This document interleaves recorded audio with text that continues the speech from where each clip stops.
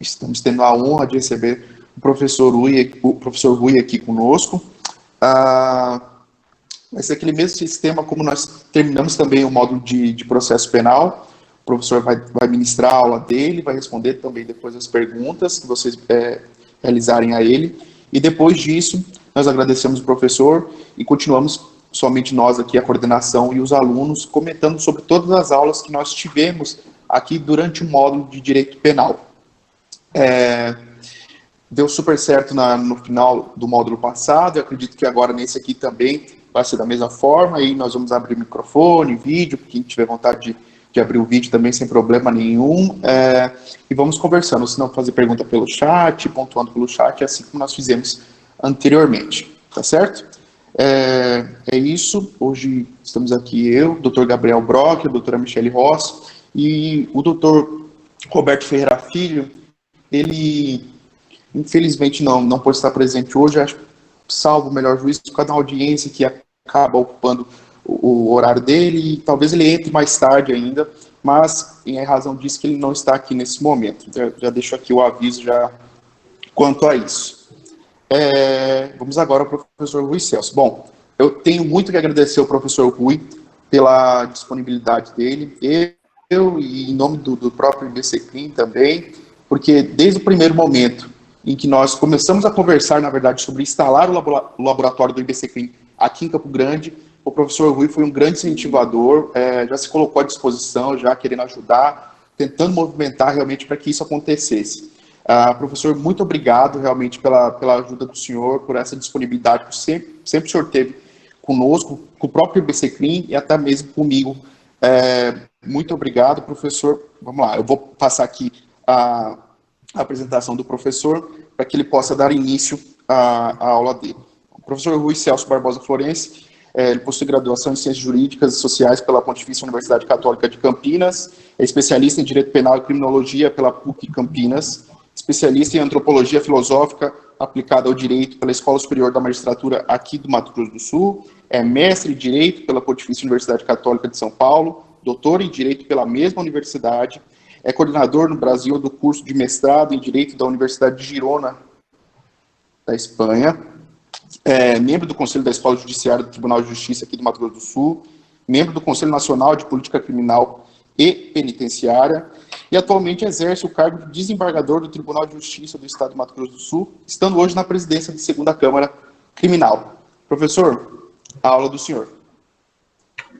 Muito obrigado.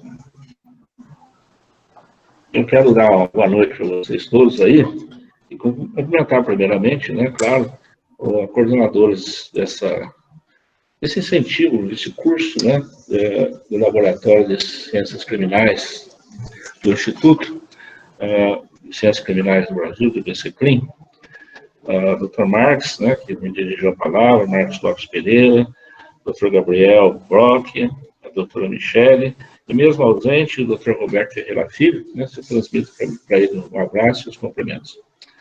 Quero cumprimentar também agora os participantes, né, os alunos desse curso aí, e parabenizá-los por estarem dispostos a estudar além da faculdade, né. Quando nós falamos em estudarmos para chegar um dia na formatura, nós sempre pensamos em uma formação. E eu sempre costumo dizer que formar significa estar completo, ou pelo menos quase completo, né. A faculdade, por melhor que ela seja, quase todas, né, e não só no Brasil, mas no mundo, elas não conseguem sozinha formar realmente o aluno. Nós chamamos de formatura aqueles alunos que realmente, além da faculdade, se dispuseram a estudar, a participar de congressos, participar de seminários, ir atrás de outros conhecimentos que não só da área do direito, né? Principalmente quem resolve, né, trabalhar ou se dedicar ao direito penal. E todas as ciências de dentro, todas as matérias de dentro do direito, sem dúvida nenhuma, o direito penal é o direito mais complexo. Mais complexo porque ele não trabalha sozinho. O direito penal trabalha com todas as outras ciências, principalmente filosofia, sociologia, criminologia, né? A necessidade, realmente, da antropologia, a necessidade do conhecimento amplo do comportamento humano, do sentimento humano, para que você possa entender um pouquinho do que seja o chamado crime. Crime não é aquilo que está definido na lei penal, simplesmente. Né? Está escrito lá que furtar é crime. Mas será que toda pessoa que subtrai alguma coisa alheia ao móvel do outro pratica um furto? Olha, até chegar a isso, nós temos que estudar muito e conhecer muitas pessoas. Né? E o que significa um crime de furto? E estou falando do crime mais simples que nós temos no nosso Código Penal. Por isso, eu cumprimento efusivamente os senhores por estarem aqui no período noturno, fora do horário de aula dos senhores, se dedicando um pouquinho mais do que aquilo que vocês possam aprender na universidade. E eu quero comentar também o IBCCLIN. Eu tive, não sei se o doutor Marcos sabe disso, eu tive o prazer de ser o primeiro coordenador do IBCCLIN no Mato Grosso do Sul, que na época era uma coisa mais ou menos informal, você era convidado por telefone, era quase que um representante do que um coordenador, né? Quando tinha algum congresso, alguma coisa, as pessoas vinham para cá, trocavam ideias, recebia, mandava, né? Esse era o sentido de coordenar o IBCCLIN aqui no Estado. E o IBCCLIN, você já deve ter falado isso para os alunos, mas eu gostaria de repetir, ele nasceu em 1992, esse instituto, logo após, né, o grande conflito, né, a grande matança, né, que nós tivemos no Carandiru, o maior presídio brasileiro, né, e realmente aquilo chacoalhou aquelas pessoas que se interessavam pelo direito penal democrático no país. Né, um escândalo internacional, morte de cento e tantas pessoas, e então, em outubro de 1992, logo após aquele episódio horroroso do Carandiru, 109 entre professores, advogados, ou seja, criminalistas e penalistas no modo geral, resolveram se reunir e fundar, então, o IBCCLIN. O IBCCLIN nasceu e é até hoje um guardião dos direitos fundamentais. Eu cumprimento, então, os coordenadores desse curso exatamente por isso. Né? Vocês estão à frente, estão realmente defendendo aquilo que a sociedade, especialmente a sociedade atual, né, não quer mais defender. Não quer defender mais os fracos, não quer mais defender os oprimidos, não quer mais defender os pobres, não quer defender mais os negros, não quer defender mais as mulheres. Para a atualidade, essas pessoas deveriam estar todas mortas. Aliás, eu vejo isso todos os dias, até em grupos de WhatsApp que eu participo, falo que bandido bom é bandido morto. Né? Isso é uma falta de consideração, não é com o outro, é falta de consideração com si próprio. E a partir do momento que você não considera a raça humana, né, o ser humano, como ele deve ser considerado, um ser humano, você também não se considera, você também não se aceita. Quem consegue enxergar no outro uma coisa que não é humana, é porque essa pessoa também não é humana. Eu costumo dizer, inclusive, que essas pessoas são pessoas sem cultura alguma, né, que eu considero ignorantes mesmo, né, que não têm mínimo de sentimento pelo racional e nem pelo espiritual, nem pelo aquilo que nós temos agora, na nossa vida aqui na Terra, e nem pelo eterno. Essas pessoas realmente, elas mereciam, na verdade, um pouco mais de estudo, um pouco mais de compreensão, né? Nós devemos, quando ouvimos essas pessoas dirigirem a outro dessa forma, nós devemos, na verdade, orar por elas. Nós devemos, quando possível, se aproximar delas, né, e fazer com que elas entendam o que é o direito fundamental, o que é um ser humano, né, o que são as diferenças sociais, o que são as diferenças raciais, o que são as diferenças econômicas, para aí sim ela procurar entender a criminalidade. É muito fácil as pessoas estarem no conforto das suas casas, bem alimentadas, bem aquecidas, não sofrendo discriminação nenhuma, né, ter um comportamento abusivo, na verdade, com o outro dessa forma. Então, o IBCCLIN, ele nasceu com essa função, exerce essa função até hoje, né? E, como diz Carlos Drummond de Andrade, a vida é como um ônibus, né? A vida é cheia de buracos, é cheia de solavancos, é cheia de freadas, né? E às vezes passa um motorista ao lado e ainda xinga o outro motorista. Então, esses motoristas que estão nos xingando hoje, estão nos xingando porque eu faço parte do IBCCLIN, eu até hoje sou parecerista do IBCCLIN, tanto da revista como do boletim do IBCCLIN.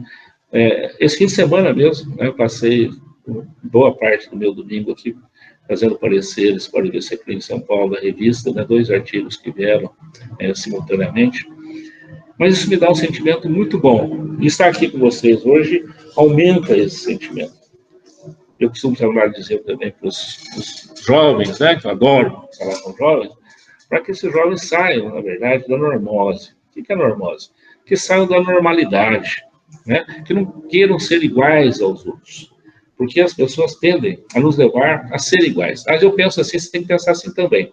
E você fica naquela zona de conforto. Claro, a partir do momento que eu agrado o meu grupo, eu sou bem recebida, ninguém me perturba, e eu vou vivendo a minha vida assim. Isso é que nós chamamos de normose. A pessoa que vive da normalidade. Então, se um amigo seu diz que bandido bom é bandido morto, você concorda com ele, que é mais fácil concordar do que discutir, e a vida vai te levando, a partir do momento que isso acontece, a hora que você percebe, você teve uma vida preta por ter, uma vida infeliz, uma vida que não levou a quase nada, né? Isso passa muito rápido. Chega lá na frente, você fala, o que eu fiz da minha vida? Né? O que eu pude ajudar e não ajudei? E os senhores podem. Os senhores estão hoje numa faculdade de Direito, um curso maravilhoso, né? Maravilhoso, vocês já perceberam isso, não interessa o semestre que vocês estão.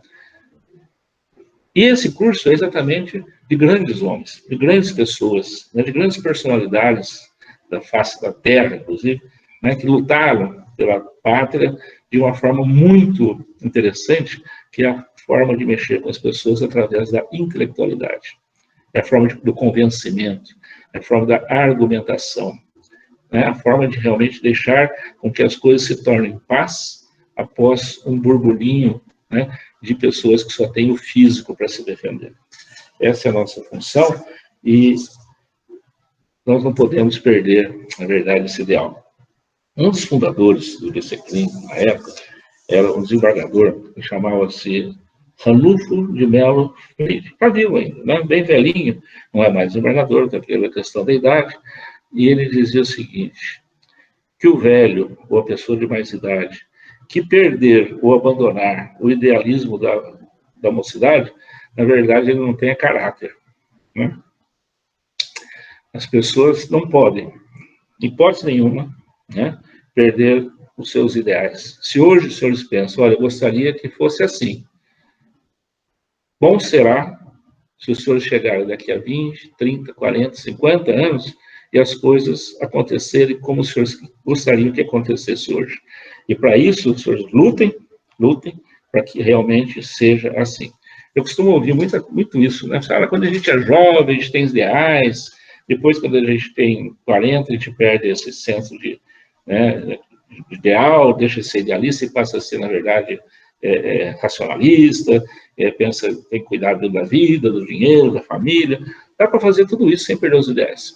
Aliás, melhor ter ideais e cumpri-los e fazê-los cumprir do que não ter ideal nenhuma e passar pela vida como se fosse uma página em branco. Né? Então, não esqueça nunca, né, dessa frase do Dr. Ranulfo, né? E não se torne uma pessoa sem caráter, abandonando os ideais da juventude. Mas vamos para o nosso tema, que simplesmente eu estou aqui fazendo um discurso, né? Que eu nem os conheço pessoalmente, nem sei se eu deveria fazê-lo, mas eu acho que eu também, se não fizesse, quem não teria caráter seria eu. Não é verdade? Eu não falar aquilo que eu penso e que sinto, para jovens, principalmente para os senhores. Muito bem, senhores, nós estamos falando de direito penal. E o direito penal hoje no Brasil, os senhores já perceberam que virou alguma coisa quase que igual ao futebol, né? Todos entendem de direito penal, todos entendem de direito penal. Na verdade, como eu disse logo no início, é uma das ciências mais difíceis que nós temos no direito, aliás, se não for o ramo do direito mais difícil, porque tem que compreender todas as outras matérias, todas as outras disciplinas, né? Mas, para o cidadão comum, para o leigo, e quando eu falo leigo, eu não falo só aqueles que não estudaram direito, não fizeram faculdade, nós temos muitos formados em direito que são leigos, nós temos muitos profissionais do direito que se acham profissionais, inclusive da área criminal, e que eu vejo, ouço, escuto e fico com pena. Fala, é leigo, né? Realmente ele não entende, não sabe o que está falando. Né? Quando o Cristo falou na cruz lá que as pessoas, o ser humano não sabia o que estava falando, é exatamente isso que eu penso a respeito dessas pessoas. Eles não sabem o que estão falando a respeito do direito penal. Né? Então, eles julgam o juiz, julgam o desembargador, julgam o Superior Tribunal de Justiça, tacam pedra no Supremo. Até queria fazer um parênteses aqui. Em termos de direito penal, tá? Nem vou entrar nas outras áreas, mas em termos de direito penal, vocês podem ter certeza que o Supremo Tribunal Federal, hoje, do Brasil, é um dos melhores e mais garantidores de direitos do mundo.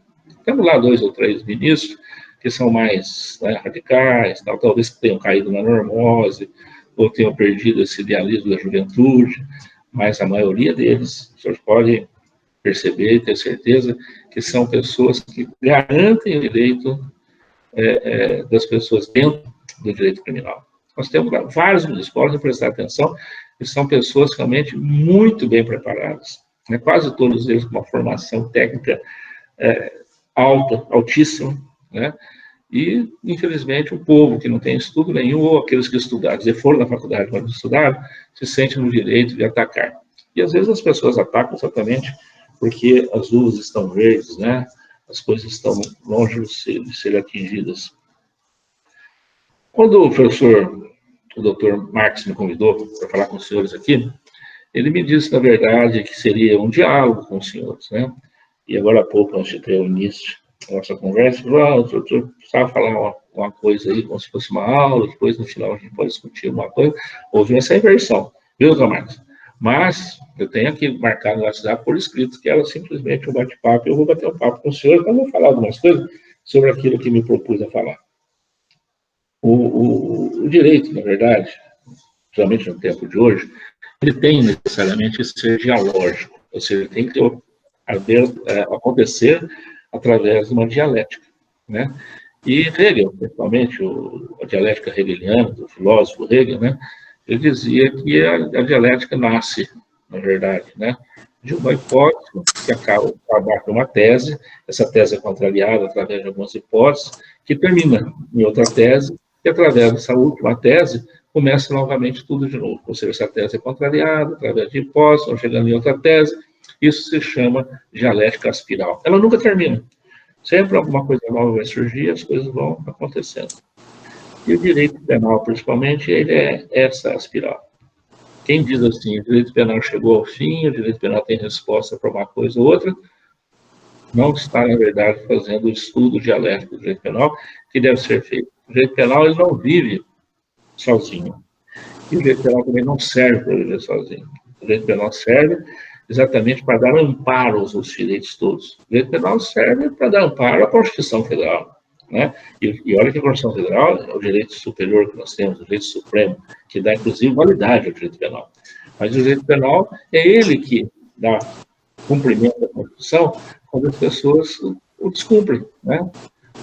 Quando as pessoas descumprem a Constituição, a sua fase mais grave é o direito penal que vai lá, vai processar, vai condenar, vai punir, por descumprimento da Constituição. Ou seja, o direito penal serve de base, de instrumento, né, para todos os outros direitos, para todos os outros ramos do direito. Mas, apesar desse caráter fragmentário do direito penal, que ele serve mais para isso mesmo, né, para dar amparo aos demais direitos, ele é o direito mais grave que existe, porque é o único direito que tira a liberdade da pessoa. E a liberdade, como nós sabemos, é considerado o maior bem que nós temos. Embora o nosso Código Penal seja dividido em bens jurídicos e aparece em primeiro lugar a vida, mas quantas e quantas vidas foram dadas, quantas e quantas vidas foram doadas em busca da liberdade? Quando se vai a uma guerra, quando se vai a uma revolução, né? Quantas pessoas que se dedicam a vida toda, né, dando a sua liberdade para salvar vidas, né? Então, a verdade, a liberdade, ela é muito maior em determinados tempos do que a própria vida, né? O nosso hino nacional bem fala isso. Muito bem. E aí, senhores, nós estamos agora tratando de um momento delicado do nosso país. E por isso que eu propus, doutor Marcos, o que o senhor pode falar? Falar alguma coisa nova, né? Porque dar aula normalmente sobre aquelas coisas passadas, muito bom, muito interessante, gosto muito, entendeu?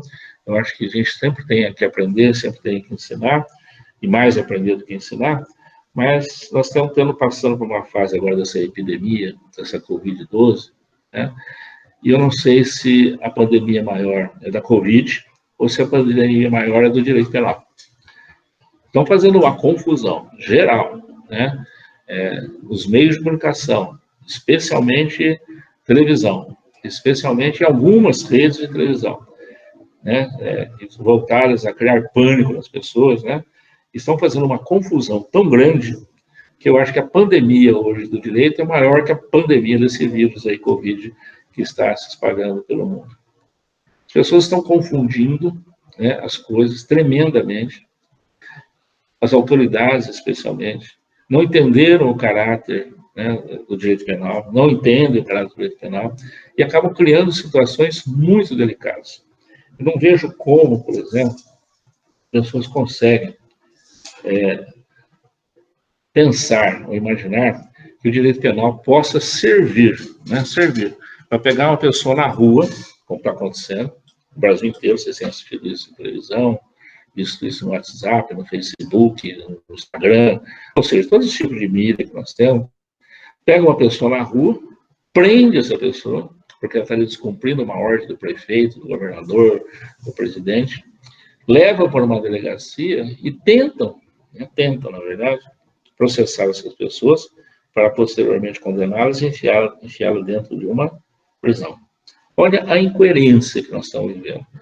A pessoa está descumprindo uma ordem do prefeito, né, da determinação do prefeito, do governador, para não sair de casa. Aí ele prende essa pessoa. Por que esse prefeito, esse governador, teria dado essa ordem para não sair de casa? Qual a razão? Não seria para não contaminação do coronavírus? Não é essa a desculpa para se criar normas desse tipo? Muito bem. Aí você pega a pessoa, coloca dentro de um camburão contaminado, leva a uma delegacia contaminada. Se você está contaminado ou não, você vai para essa delegacia contaminar pessoas, na verdade, onde é um grande fluxo de pessoas. Aí você vai para uma audiência, o CNJ proibiu a audiência presencial, mas na delegacia é presencial com delegados, policiais que estão lá. E depois, se condenado for, coisa parecida, pegar uma prisão preventiva, que às vezes acontece, você vai para o presídio. Ou você vai contaminar pessoas, ou você vai lá para ser contaminado. Olha, uma coisa que nasceu, simplesmente, olha, não saia de casa para não correr o risco de contaminação, se contaminar e contaminar pessoas, você acaba se expondo à contaminação, expondo essas pessoas à contaminação. Você já viu incoerência maior que isso? Já viu incoerência maior que isso? Primeiro, isso não é função do direito penal.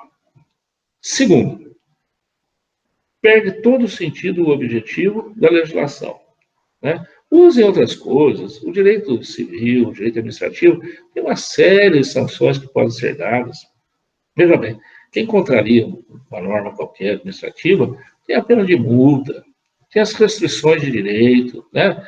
Você sabe que todos os alvarás do comércio, eles são alvarás precários, não existem alvarás definitivos. Isso é norma de direito administrativo, né? Até poderia ter um alvará permanente, mas os alvarás são todos precários, ou seja, a autoridade pública, né, administrativa, ela pode, a qualquer momento, cassar um alvará por descumprimento de normas de saúde, né, de normas sanitárias, suspender o alvará, aplicar multas ao proprietário do estabelecimento, aplicar multas ao cidadão, né, mas jamais querer utilizar, como está acontecendo, o direito penal.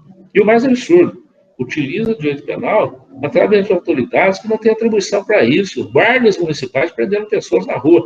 Isso é abuso de autoridade, tanto de quem age, porque o guarda municipal tem por obrigação, veja bem, o guarda municipal tem por obrigação, porque tem um nível mínimo de instrução penal, né? Ele não é obrigado e nem deve cumprir ordens ilegais. Quem cumpre ordens ilegais, sabendo que essas ordens são ilegais, e os guardas municipais têm esse conhecimento, quem cumpre ordens ilegais pratica também o mesmo crime que quem deu a ordem, né? E no caso específico, crimes de abuso de autoridade. Ou seja, nós estamos num momento em que o abuso de autoridades no Brasil virou uma coisa de rotina, né?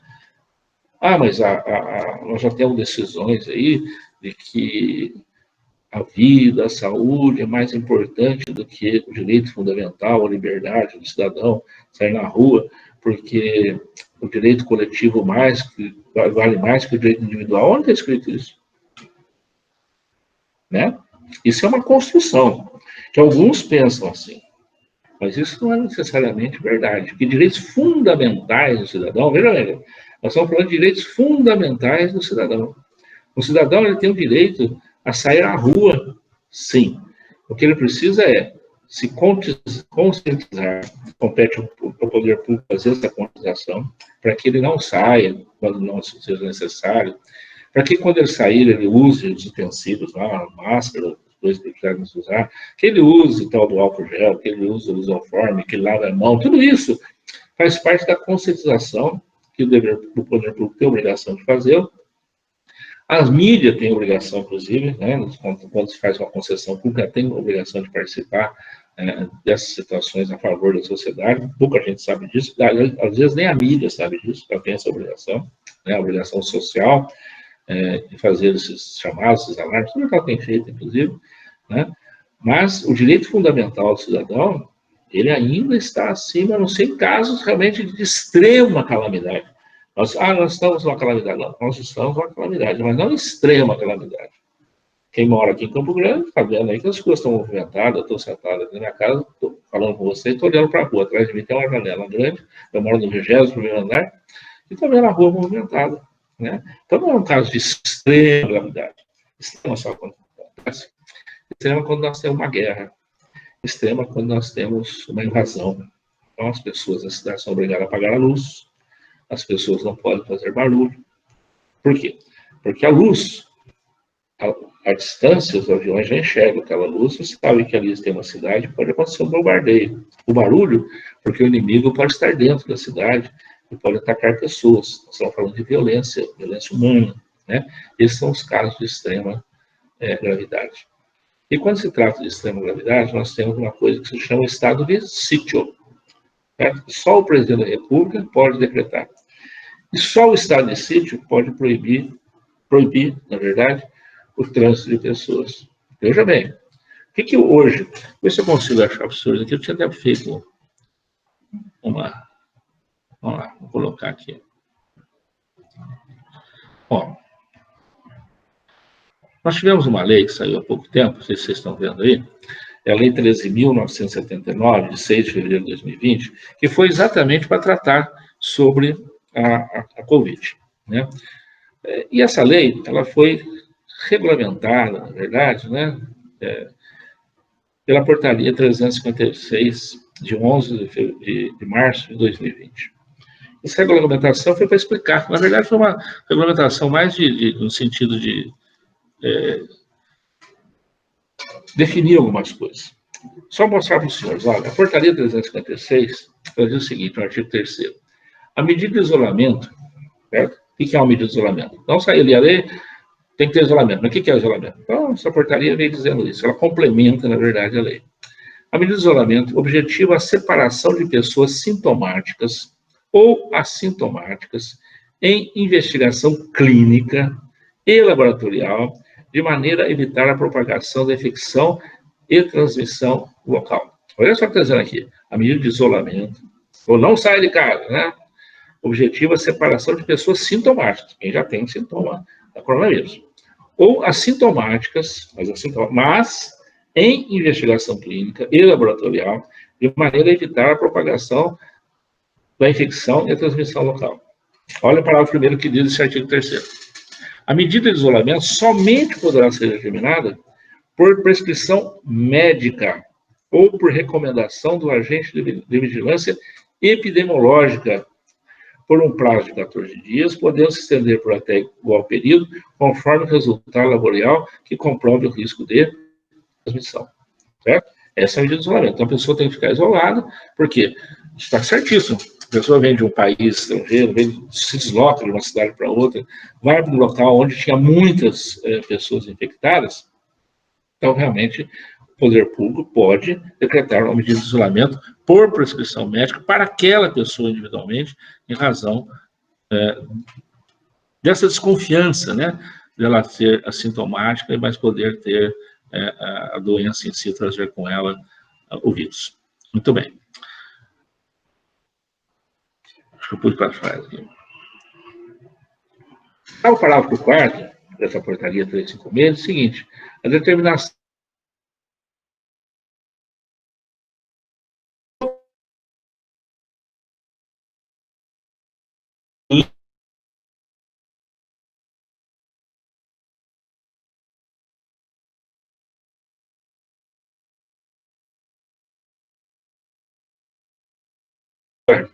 deverá ser acompanhado do termo de consentimento livre e esclarecido do paciente. Tem que chegar para o paciente, você vai ficar isolado assim, assim, dessa maneira, tal, tantos dias, dessa forma, vocês. Você concorda com isso? O paciente concorda. Se não, nem esse termo de isolamento, esse isolamento pode ser feito. Está na lei, está aí na regulamentação da lei, certo?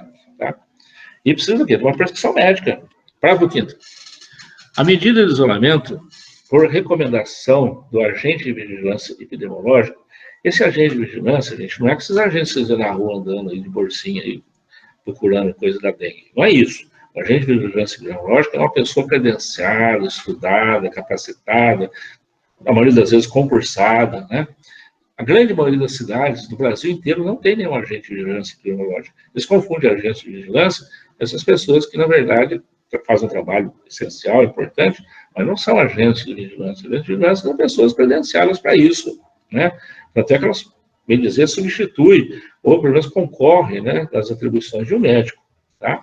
Ocorrerá no curso da investigação, olha lá, a medida de isolamento, por recomendação do agente, não é do médico agora, ocorrerá no curso da investigação epidemiológica e abrangerá, grifei, hein, somente os casos de contactantes próximos a pessoas sintomáticas ou portadoras assintomáticas e deverá ocorrer em domicílio.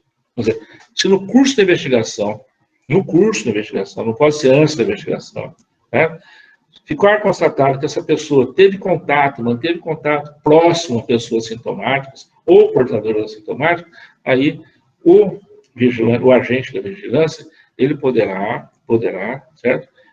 Decretar ou recomendar a medida de isolamento por recomendação, recomendar o isolamento daquela pessoa. Muito bem. Ainda na portaria 356, artigo 4º, parágrafo 1º. A medida de quarentena será determinada mediante ato administrativo formal e devidamente motivado e deverá ser editada por secretário de saúde do Estado, do município, do Distrito Federal ou ministro de Estado da Saúde. A medida de quarentena, né? Aquela que hoje, na verdade, a quarentena devia ser 40 dias, que eu falo, o termo nasceu daí, mas, na verdade, são de 14 dias, aquela que se isola realmente as pessoas. Ó, determinada mediante ato administrativo, formal. O que é administrativo formal? É um ato escrito, né?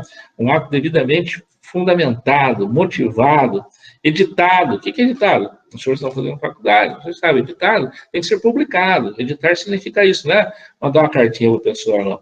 Editado, né? Diário oficial, tá? Motivado, formal, tá? Para que a medida de quarentena seja decretada. Muito bem. E também tem que ser decretada ou para um grupo ou para pessoas individuais, mas sempre de forma determinada, tá? Não serve para coletividade. Portanto, gente, veja bem, presta atenção nisso. Não há espaço para estados e municípios decretarem o toque de recolher. O famoso lockdown, fala por aí, que ameaça. Campo Grande está sob lockdown noturno, né? Ou seja, o toque de recolher imposto pela Prefeitura Municipal, aqui pelo nosso prefeito, da meia-noite às 5 horas da manhã. Toque de recolher ilegal, certo? Olha, eu não sou contra o recolhimento, eu acho que a gente deve preservar a saúde mesmo, né? Eu acho que é um momento que nós devemos nos unirmos para isso, mas na forma de conscientização, certo? De conscientização. A norma de não poder sair na rua a partir da meia-noite até 5 horas da manhã, sob ameaça de prisão, é totalmente ilegal. Se isso acontecer, vá até a delegacia e, junto com a sua prisão, junto com a sua detenção, faça no mesmo local, pode fazer no mesmo local, ou instruir aí futuramente seus clientes, seus futuros advogados, futuros colegas meus, se Deus quiser, podem fazer um boletim de abuso de autoridade, tanto de quem levou, como de quem determinou, certo? E a determinação está aí no Diário Oficial publicado, que o toque de recolher no município é esse horário. Isso não pode, não é competência do município, não é competência do governador, ou seja, não existe toque de recolher no Brasil fora do estado de sítio, de situação de guerra, que só o presidente da República pode determinar. Quer contar uma coisa para os senhores? Aconteceu aqui em Campo Grande mesmo, um colega meu, desembargador, mandou um e-mail para o prefeito, falou, olha, eu vou estar saindo na rua até a hora, manda me prender e aguente as consequências, vocês vão sentir a força e a pena de um desembargador. O que é a quarentena? Os motivos podem fazer. Ó, quarentena é a restrição de atividades ou separação de pessoas suspeitas de contaminação das pessoas que não estejam doentes, de maneira a evitar a possível contaminação ou a propagação do coronavírus. A restrição de atividades, incluindo o trânsito de pessoas no município, certo? A restrição de atividade, incluindo o trânsito de pessoas no município, deve ser justificada em critérios sanitários, de acordo com a realidade local, e não pode alcançar os deslocamentos em busca de serviços essenciais. Restrição de atividades, incluindo o trânsito, certo? Ah, mas isso não significa lockdown, proibição de todo mundo sair. Tá? Então, trânsito de determinadas pessoas, aumento do trânsito. Quando tem acontecido, por exemplo, em cidades como em São Paulo, eles fecham algumas vias, desviam para outras, né? Para isolar determinados locais onde sabe que ali a circulação de pessoas aumenta a possibilidade de transmissão do vírus. O isolamento, né, a definição, que dá na lei, é a separação de pessoas doentes ou contaminadas, de maneira a evitar a contaminação ou propagação do vírus. Os municípios podem e devem ainda fazer a determinação da realização compulsória, eles podem, de exames médicos, testes laboratoriais, coleta de amostras clínicas, vacinação e outras medidas profiláticas, ou tratamentos médicos específicos, estudo ou investigação epidemiológica, exumação, necrópsia, cremação e manejo de cadáver. Isso são as coisas que o município